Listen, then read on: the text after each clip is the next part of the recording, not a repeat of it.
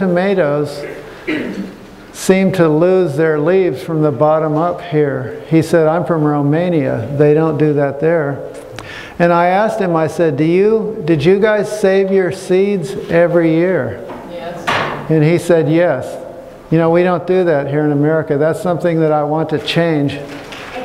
I'll cover that a little more in the class. I believe that for every variety of plant that you have, that you should have at least 2 open pollinated plants that you're getting seeds from.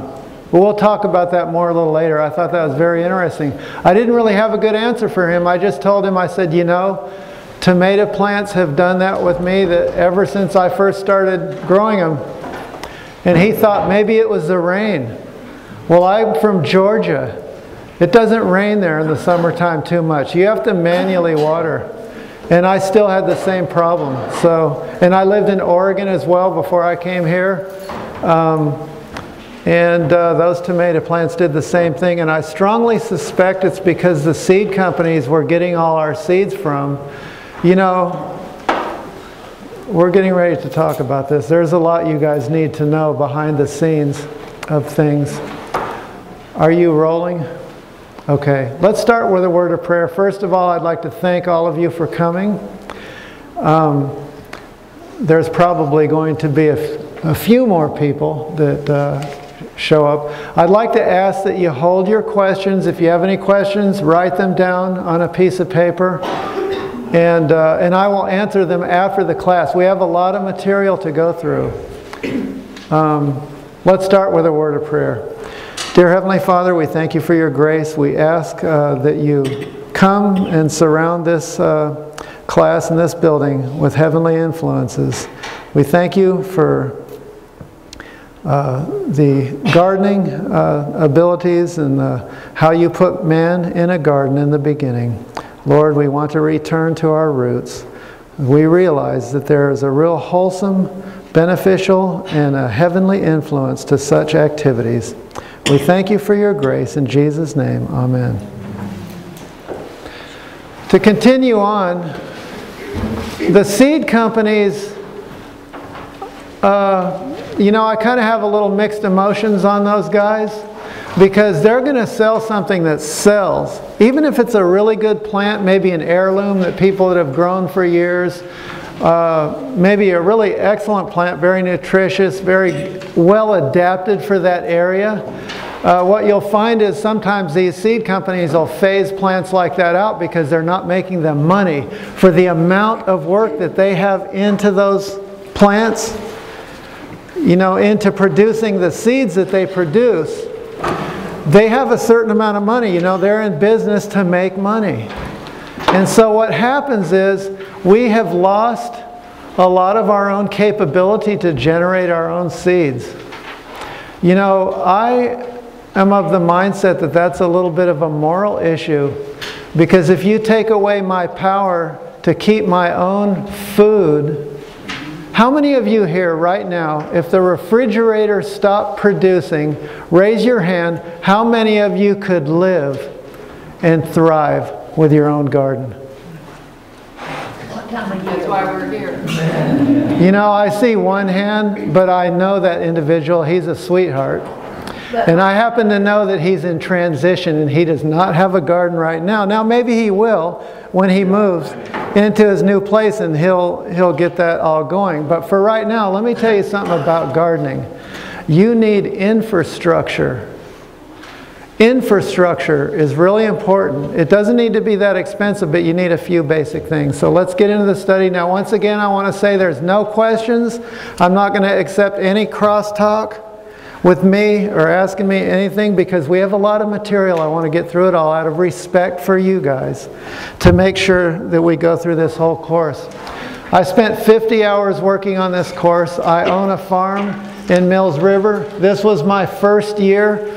My garden is 16,000 square feet. I have it separated into 7 sections. Each year I let one of my sections rest. This is just one section of the garden out of those 7. I had a really good year. The next year was not as good because the bugs found me. So The first thing I want to talk about is a foundation. Let's build our foundation right from the beginning. And the important thing to think about when you're building a foundation for a gardening enterprise is soil fertility. That is very important. I have some friends around here in Mills River. This is a farming community here. There's many farmers. I know their practices. I know how they operate. He showed me his soil one day. He was really proud of it. He took the soil in his hand and it started slipping through his fingers just as sand is in a desert. It was way over-tilled. He was doing the best he could. He had a real big bug problem and his dirt fell just like sand right through his finger. There was no life in the soil. When you reach down and grab the soil, you should be able to squeeze it it should be like a sponge that has been wrung out. And that's the same with compost. It shouldn't be overly wet. You should have good drainage, and you should have a lot of life in your soil.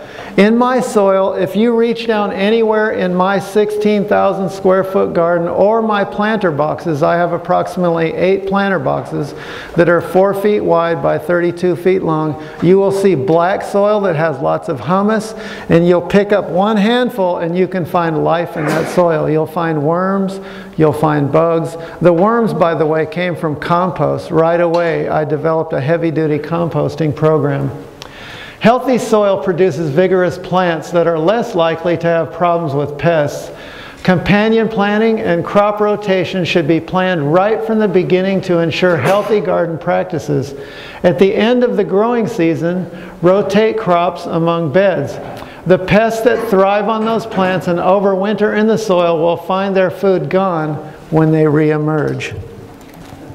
I found this to be so true. Choosing what to plant together for the happiest, healthiest garden is called companion planting. Companion planting is the practice of growing plants next to each other for mutual benefit. This can happen because a companion attracts beneficial or repels harmful insects, or because the natural chemicals found in or produced by a plant improve flavor or growth. Now, did you guys know that roots of plants actually, they don't just take up nutrient, but they actually put nutrient back of some sort. Whatever the design of that plant, they'll be continually putting out waste. It's kind of like us. We take in things and we put out waste. It's like everything in nature is designed the same way. I have scoured the web for lists of what each vegetable likes and dislikes, and put it all into a color-coded chart. Now this was from a lady. She works for Square Foot Gardening. So I want to show you. If you hit that link, by the way, this whole PowerPoint will be online on my website. It's auburnskyfarm.com. And you'll be able to download this presentation and hit all these links. Now, if you don't have a computer, much apologies. You won't be able to access this. Maybe if you know somebody who does, though, that's an alternative. Yes? Can you spell the Auburn? Yes. Auburn is A-U-B-U-R-N.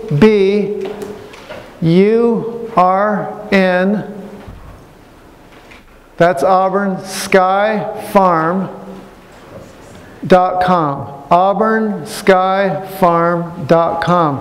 You'll be able to get the study materials and the videos. I'm videotaping this lecture, and we'll put it online as well. So if you have your friends that you would like to come to this gardening class, they will be able to through the web.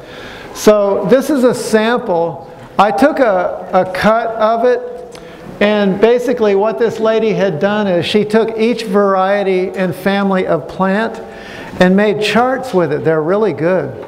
If you hit that link online that you saw on the previous page, this is one of the bottom charts. It covers tomatoes. If you notice, there's 3 colors. Red is a symbol of something that do not plant that specific plant and variety with this other one named in red. Do not plant them together. Now, if you see something in yellow, that's a good combination. And if you see, the green is an ideal combination. For example, if you see carrots and tomatoes have a way of symbiotically, they have a relationship with each other with their roots where they put nutrients that bless each other and enable each other to do their work. So they go very good together. Potting soil. We're going to be covering a lot about seeds, but let's start right from the beginning. I gave you a formula for potting soil here that I find to be really well. It's 4 parts screen compost. Now, some of you don't make compost. This is not actually a course on compost, but I can just tell you compost is fairly easy. You can look on the web and you can find a lot of information. Basically, everything on this world rots. You use only organic matter, and generally the formula for compost, just a rough formula for it, is that you have 2 greens and 1 brown. So what that means is, let's suppose I have a bag of leaves and broken up mulch sticks and trees that I've just recently cut down, and I've mulched them all. That is considered greens. Or grass clippings is greens. So you take 1 part of brown, and what that is, that could be chicken manure, it could be cow manure. You guys can look online for some other examples. I like buying cow manure. I buy it by the truckload. And then I put it together with all my greens. Usually I'll do 2 truckloads of greens and 1 truckload of brown. And you can multiply that by 3. That's how big my compost pile. My compost pile will fill this whole, it'll go from where I'm standing all the way to that wall.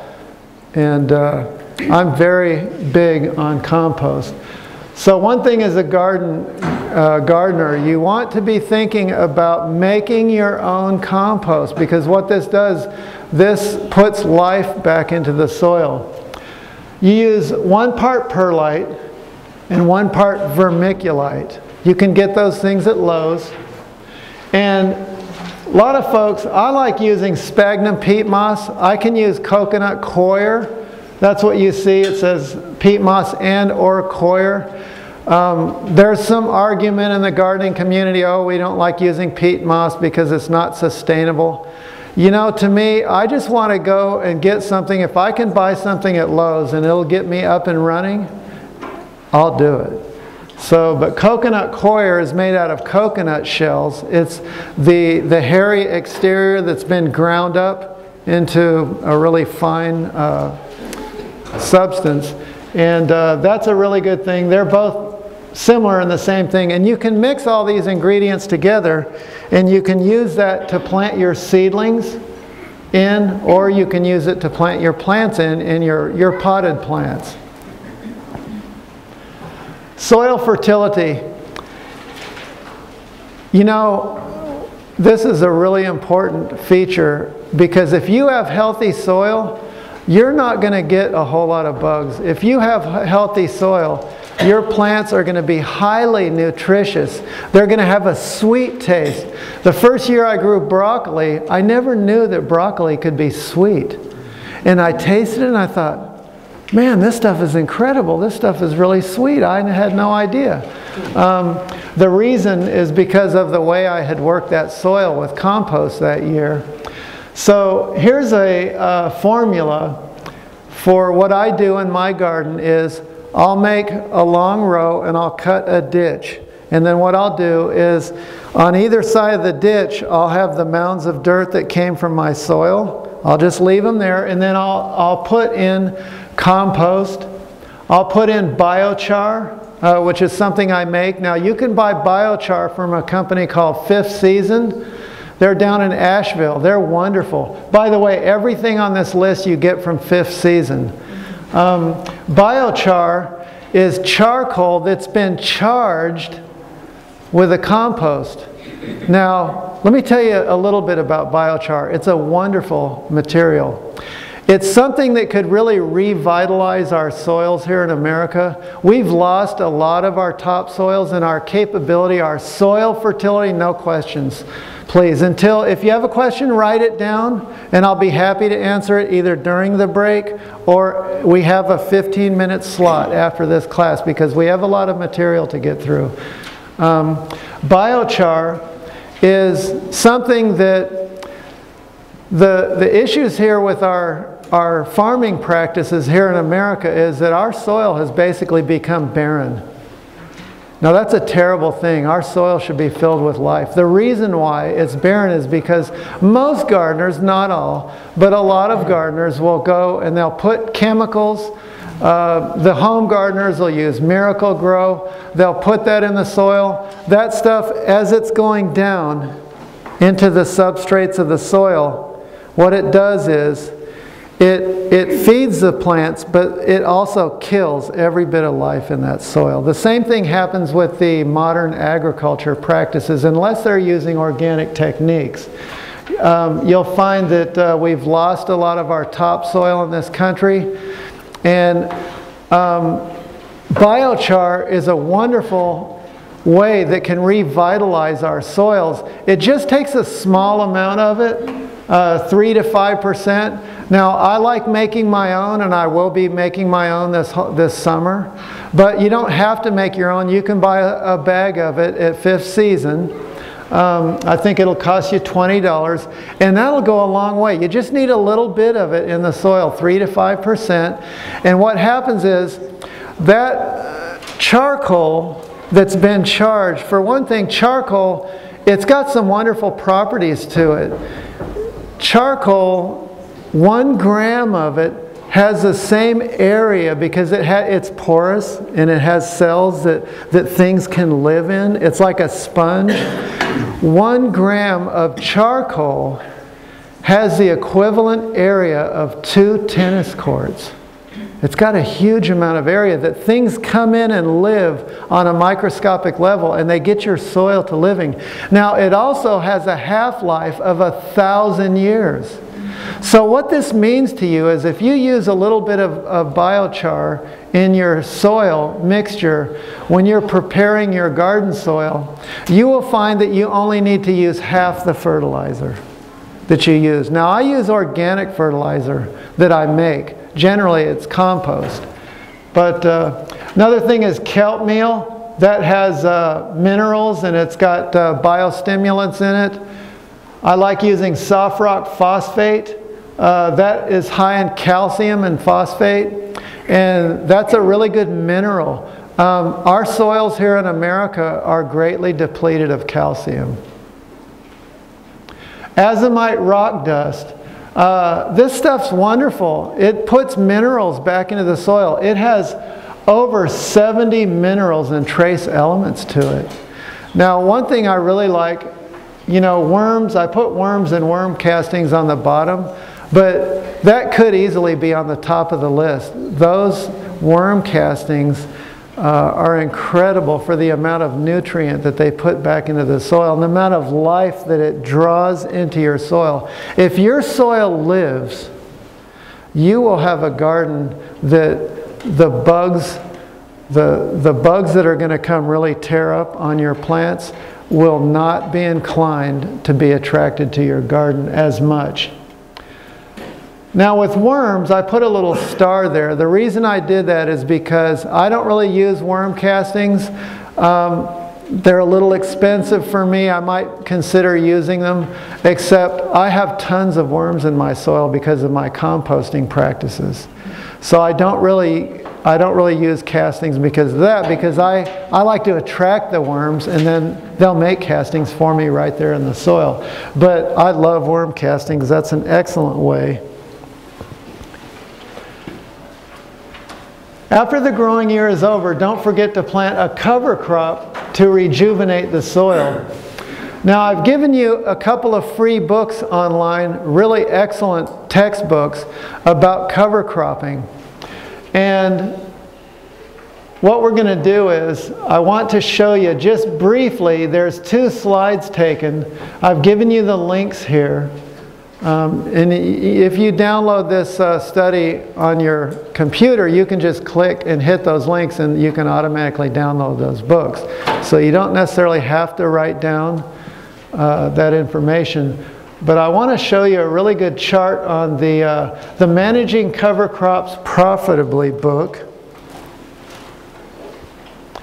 They give you really excellent charts on page 66 and 67. They tell you whatever area that you might be living in. For example, we're here in the south. So they tell you on the top, they say, you know, what are you looking to do? Do you need a soil builder? Do you need an erosion fighter? A subsoil loosener? You know, a subsoil loosener is really important for your garden. When you finish gardening at the end of the year, you want to plant something like, there's a certain type of radish. It's made as a cover crop. It's not like the radish you're thinking about. That's the radish you're thinking about eating. It's a cover crop radish. And what it does is it drills like a jackhammer through that hard pan in your soil. Most gardeners' soil is going to have the top 8 inches will be really nice and workable because they've worked it with the shovel and worked in good nutrients. But the part below that, the subsoil that tends to be real hard, that type of cover crop will go in there and it's like a jackhammer. It drills and loosens up that soil for you. So what I love about these charts in this particular free book is that it tells you what are good cover crops for that area, and what it asks you questions on the top of the chart about what, you know, what am I trying to accomplish?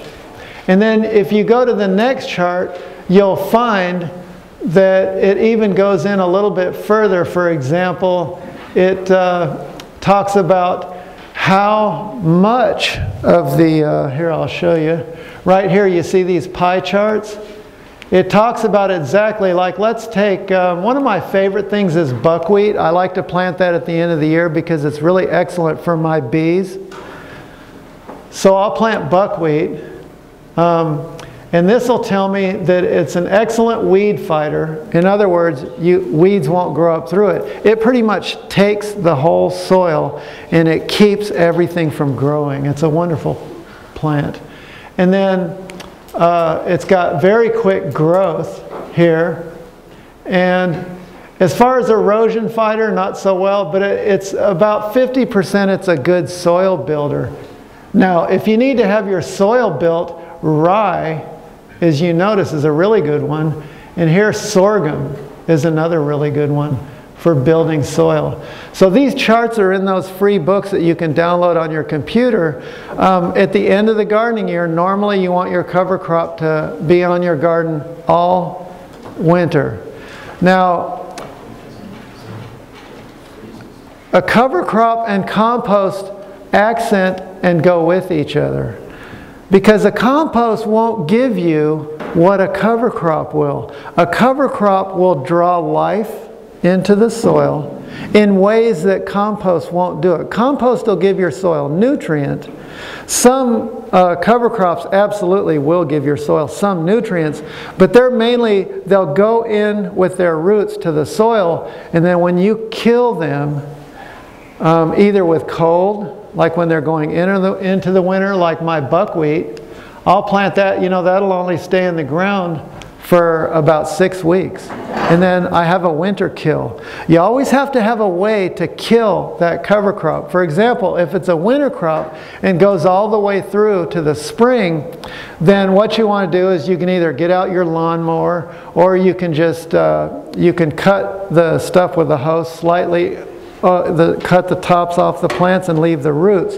What happens is the roots will die, and about a month or 2 later when you actually plant your garden, those roots will have rotted enough in the soil to where they provide excellent place for your plants to take their place and go down in.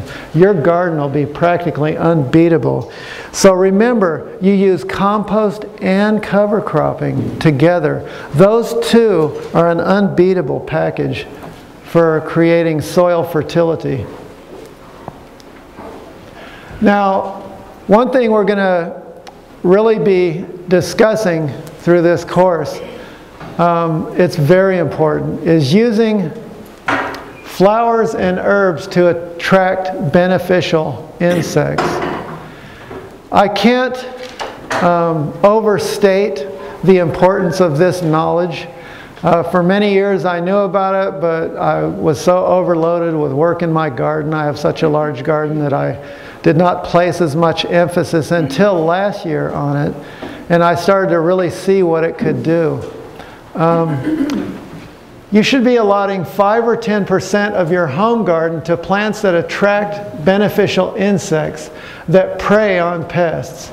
Keep your garden as diversified as possible to attract varying types of beneficial insects.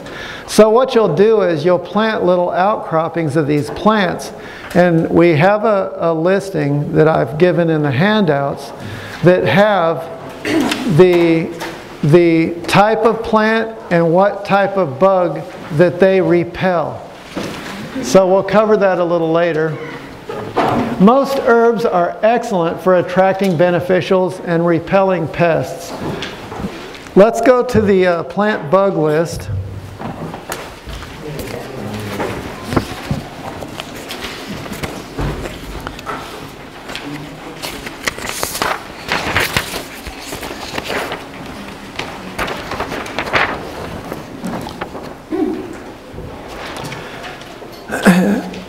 I love marigolds. I think they're so beautiful. They make my heart sing.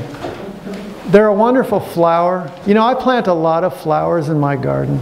And the reason is because those flowers attract beneficial insects that kill the pests that I want them to kill. So it's a twofold blessing.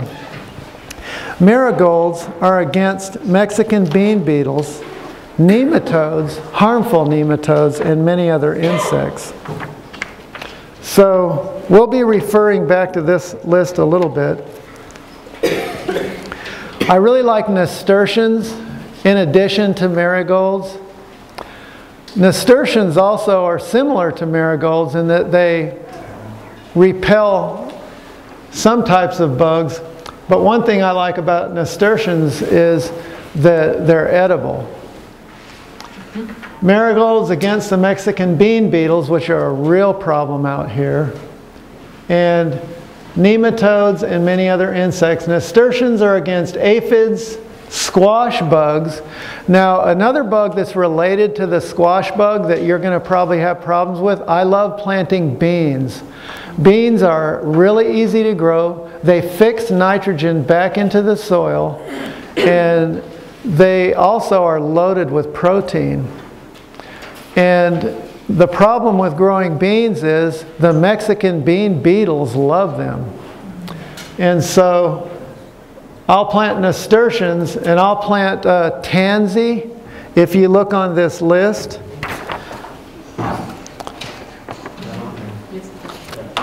it says striped cucumber beetles, which is very similar. It's in the same family as the Mexican bean beetle. There's a few flowers here you'll find that do specifically list the Mexican bean beetle, but some of these bugs, since they're in the same family of bug, they're very similarly related. You can use that particular flower. Squash bugs, striped pumpkin beetles, and woolly aphids. So here's a field of marigolds. I just think those are beautiful.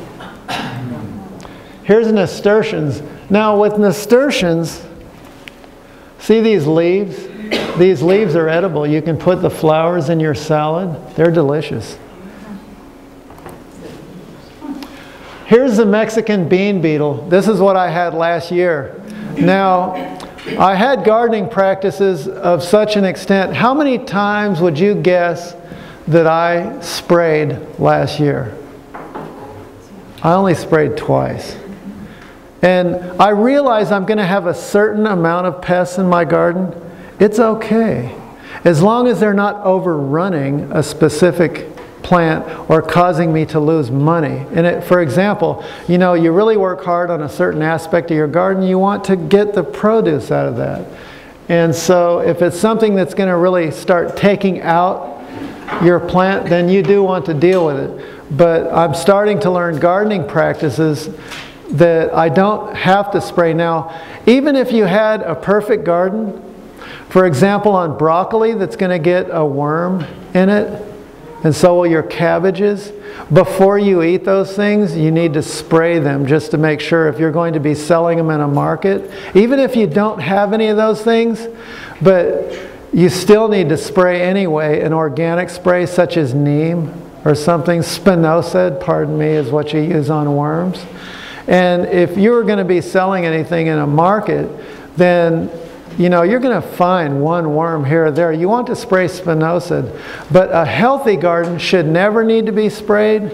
But the caveat is if you're going to be either giving the food away, which in some cases you will be, then you're going to need to spray that food a day before you harvest and then take up that food and wash it thoroughly. And make sure that what that does is that just ensures there's no bugs on it. But if you do have healthy gardening practices, now this is the life cycle of the bean beetle. It starts out as an egg under leaves. And then you'll see these little nasty things right here. They start chewing up the leaves on your plants, and what happens is they'll skeletonize your leaves. And so they won't actually kill the plant all the time. Some of the plants they'll kill. It's a slow, awful death for a plant. But what they do is they'll just they'll cut your production 50%. You know, I find that to be quite irritating. I put a lot of hard work in my garden, and I don't want some little pest to come along and ruin it. So even though what I did, I used a lot of organic practice with these guys. They tried to overrun me. I didn't have the beneficials like I'm going to this year. And so what I did was I used, what's the stuff? I'll think of it in a minute. Here's an adult. Let's go on.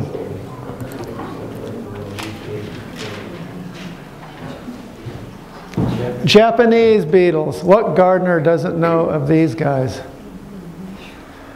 What gardener hasn't had problems with these? The way I get rid of them is I'll use a soapy water cup. Now I have a pretty good sized yard, and I'll take a cup. Usually I take a Taco Bell cup because they're nice and large. I'll take one of those things and fill it with a little, I'll just put a couple drops of soap, just enough to make a little froth on the top, just a little. And what that does is that breaks through the body of the bug, and it makes it to where they can't get out of that cup. And I'll just swish them off the leaves into that cup. Now it's a little bit of work. I don't mind. It's interesting to me how some people think they'd rather just spray every time they get something, but you really want to avoid that. You really want to have some healthy practices in your garden. So you use a soapy water cup. That's very common. You also want to use trap plants. What that is, I have a weed in my garden that loves to grow, and it's got a red stem on it.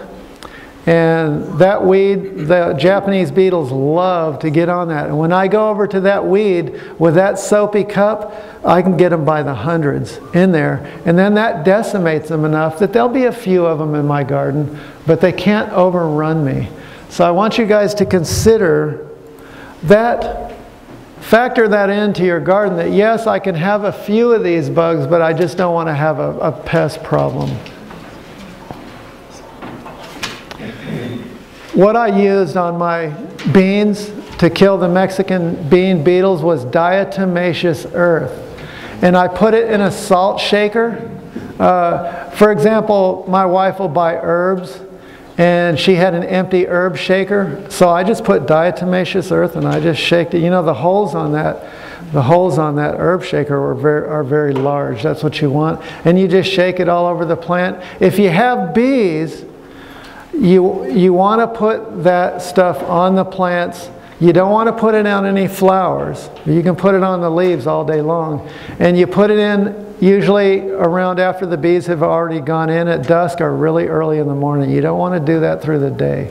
Because what the diatomaceous earth is, it pretty much destroys the bodies of the little insects. And it will destroy good as well as bad. Now, it won't destroy bees as bad. It's fairly benign if you know how to use it properly. Use it early morning or early evening, you know, before it's completely dark. The bees won't be bothered by it. My eggplants every year took a beating here from this little rascal. The flea beetle. Now that's a blown up picture. You really can't see those guys. They're really tiny. And your eggplants will look like they've been sprayed with a shotgun blast. And the eggplants will keep cranking along. You know, I don't like eggplant, but I love it as a plant. It's one of my favorite plants. And I'm hoping one day to start getting my taste to get different. You know, really, I'll tell you a little bit of personal information. I was raised out of a refrigerator, so to speak, with a, how should I say, everything was processed. That's how I was raised. That's what I'm used to. My whole life I lived that way. And I'm really loving the garden for the aspect that it can give me a taste for things, and I discard all that junk. And so I'm hoping to learn to like eggplant. The way my wife cooks, she's a fantastic cook, and I'm thinking in the days, probably this year sometime I should. But it's a really wonderful plant, because that plant can take a beating from those flea beetles, and yet it will put out so many eggplants, and you'll just see these little beautiful little flowers open and the eggplant coming on, and it's just incredible how that thing produces, even though it's taken a beating. I just love that plant. The Colorado potato beetle, you'll see those on your squashes. I've never seen them on my potatoes yet. I'm sure they're lurking somewhere. But that's a bug you'll see out here. This one is particularly nasty, the kudzu bug. This is a soybean plant, and do you see the stalk, how it's covered with these things? This is what's called a superbug. And the reason why we have this superbug, it's only been here for approximately 2 years. When I went down to the ag center and I said, hey, I got a bug it's all over my soybean plants. And they said, you know, that thing has just come here. We don't know how to fight it. And it's a terrible thing. It won't actually kill your soybeans, but what it'll do is it'll stunt their growth so bad that you may get 25%, or if you're lucky, 50% of your yield from your plant. They're a relative of the stink bug. So, you know, a lot of people don't like smashing them. When you see they're completely covering your stalks like this, which is what they do, and I mean they'll overrun you. They're a superbug, and the reason why they're here is because of the farming practices, the inorganic practices that these farmers have when they spray just aimlessly, and you know, they spray so often they'll come out completely covered in their white suits, and they'll just be spraying these plants several times a week. Sometimes every day. It depends on what they're spraying for. And it kind of bothers me. You know, I think, you know, that stuff, am I supposed to be eating that?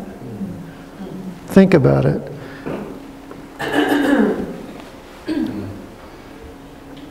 We're going to cover a little bit of the plants that get rid of some of these bugs, the plants and the bugs.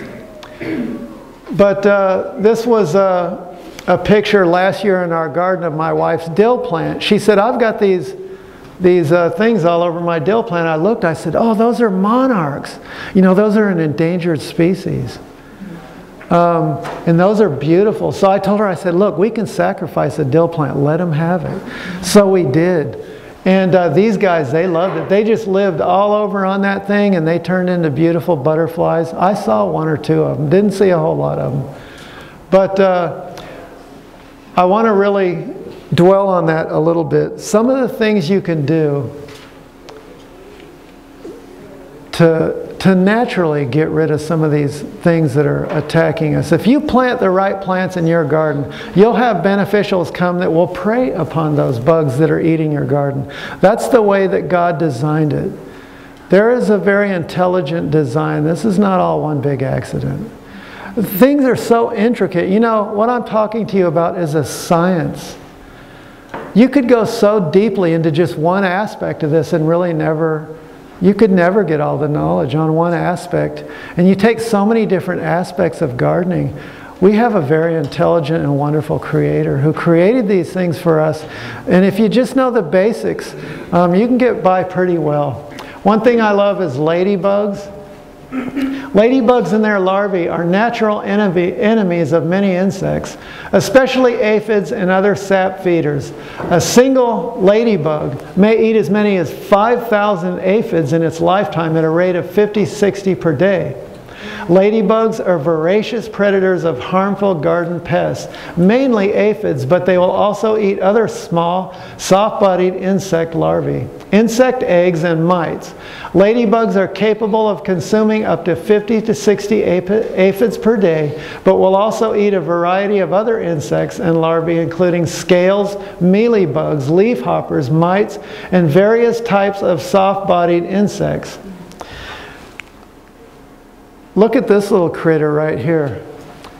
It reminds me of an alligator. That's a ladybug larvae. If you see those in your garden, those are good. You want those. I love to see these by the thousands in my garden because I know I'm not going to have hardly any problems with pests.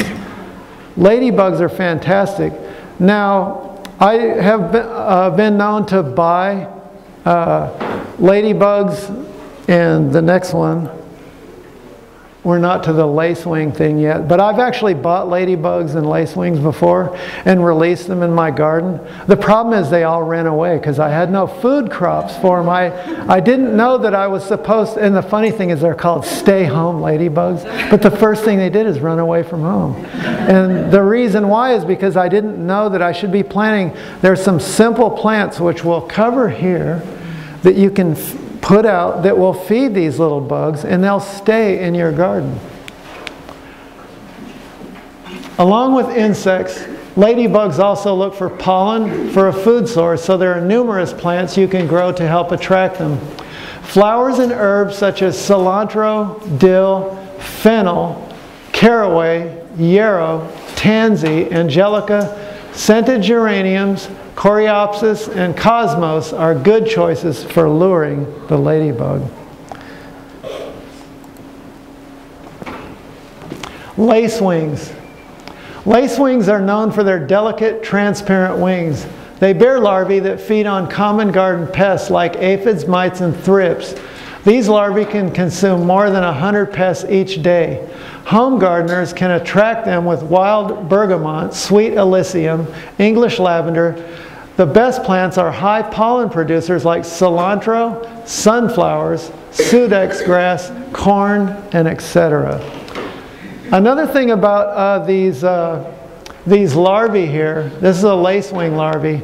The ladybug larvae as well as the lacewing larvae, you know, they're voracious predators just like the adult counterpart.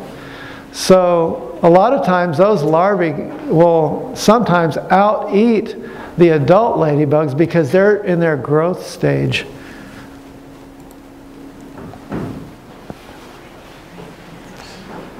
Here's a picture of a braconid wasp.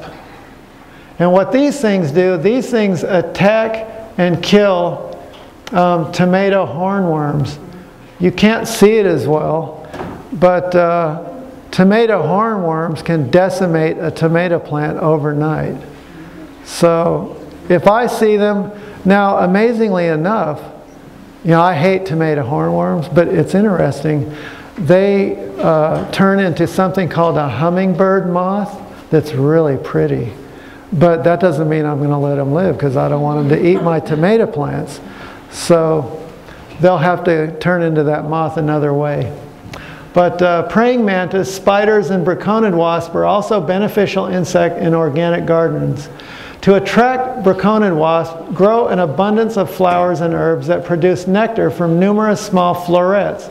such as sweet alyssum, chamomile, feverfew, catnip, and buckwheat. When allowed to produce flowers, dill, fennel, and other members of the carrot family also attract braconid wasp. Overwintering plants are yarrow and comfrey. Leave some crucifers like broccoli standing or to the side, as many braconids overwinter as cocoons on dead broccoli plants or similar mustards. So they actually overwinter there, and then they come out and protect you from those tomato hornworms.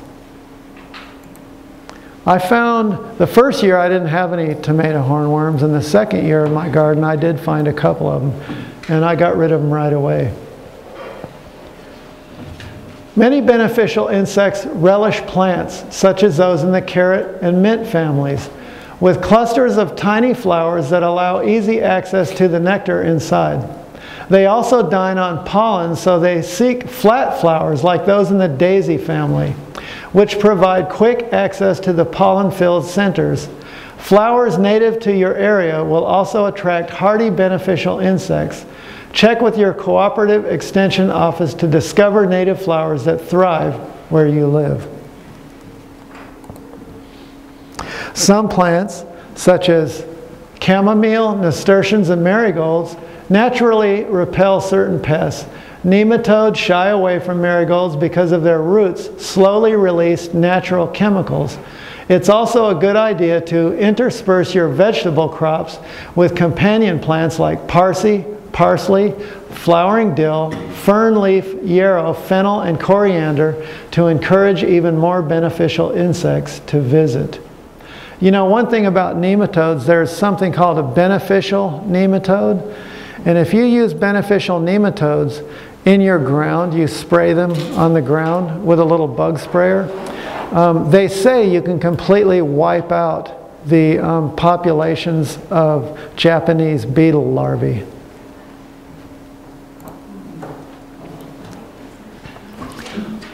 Let's cover what to grow. Some of the most popular plants in America, these are canning variety.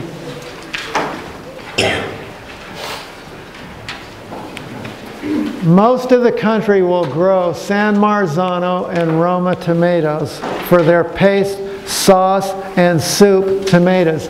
One thing I like about this super Italian paste, which is right here, it makes a delicious soup that's quite sweet.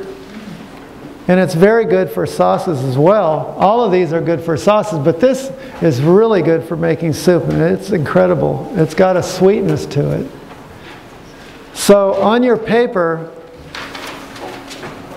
you'll find all these varieties. These are sandwich tomatoes that are popular across the country. They especially grow well here in the South. Any kind of tomato will grow well here in the South. This is tomato country. Big Beef, Early Girl, Better Boy, Brandywine, Celebrity, and Rutgers. My father-in-law loved growing Better Boys, and that's all he grew. They grew really well here in this region. Now this is a really important list here. We got late blight flowing through the Mills River area and this whole region. Actually, there was a lot of places in the country, they have a map, and it was a lot of these grayed out areas, huge states and regions that had late blight. Late blight will come and kill an entire crop, and it's caused famines in the world. In the past, there was I think it was called a potato famine, was it Ireland? Some of you guys may know the history a little better, but it completely wiped out their potato crop. And what we have here is late blight, which is really insidious. Early blight, which is its counterpart, is fairly easy to try to overcome, but late blight, what happens, late blight is like AIDS. It morphs itself. When you find a way to combat it, it will morph itself and it'll change. And it's a really destructive thing. And what it does is it causes brown spots. And what you want to do is you want to immediately remove those leaves or those brown spots, you want to put them in a plastic baggie and you want to remove them far away from your garden, far away. Because what those are is they're little spores and they fly in the air and they are insidious. But there's some good news in all this, that there's some tomato varieties, and several of them have been created right here in Fletcher by a scientist. One of them is Mountain Magic. The Defiant, that one is probably one of the best late blight resistant. We have Plum Regal, Smarty, Red Pearl, and Mountain Merit that are all late blight resistant.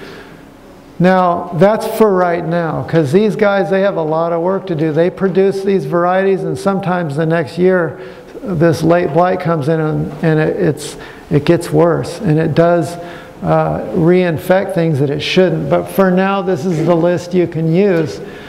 If you get late blight, now what I do, I try to do a mixture of both because I love my variety of tomatoes that I grow.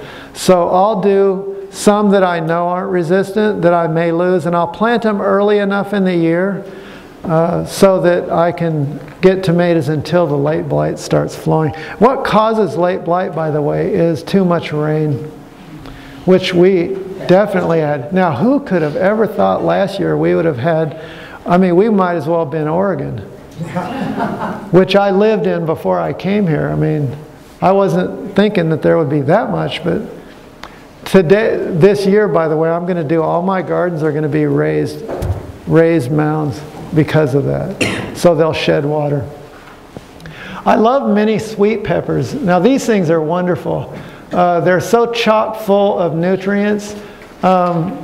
These are 3 varieties. You can get all these from Johnny's Seeds.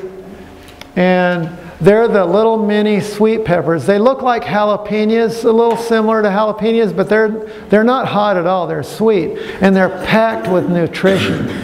They're extremely good. You can put them in your lunch.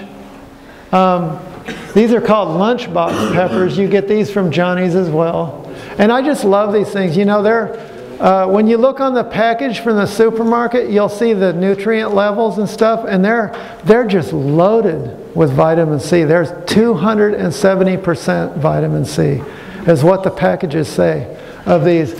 Now think about it. If you're growing these things in your garden, they're going to be just that much better. Here's some bell peppers. I love the different colors of bell peppers. Here's a few of those varieties. One of my favorites is Orange Blaze. Those things are really good. I just love the colors. Some of the best lettuces for your garden.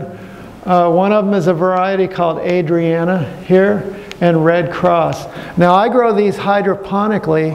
If you don't care to do all that, the average growing cycle for these 2 lettuces is usually about 40 or 50 days. But growing them hydroponically, what I do is I put them in a little tub. I'll pour in the nutrient and put the lettuces on the raft that they're sitting on, and I'll leave them sit there for 28 days, and I'll come back in their full heads. I'll chop them off and eat them. And I grow 12 of them at a time.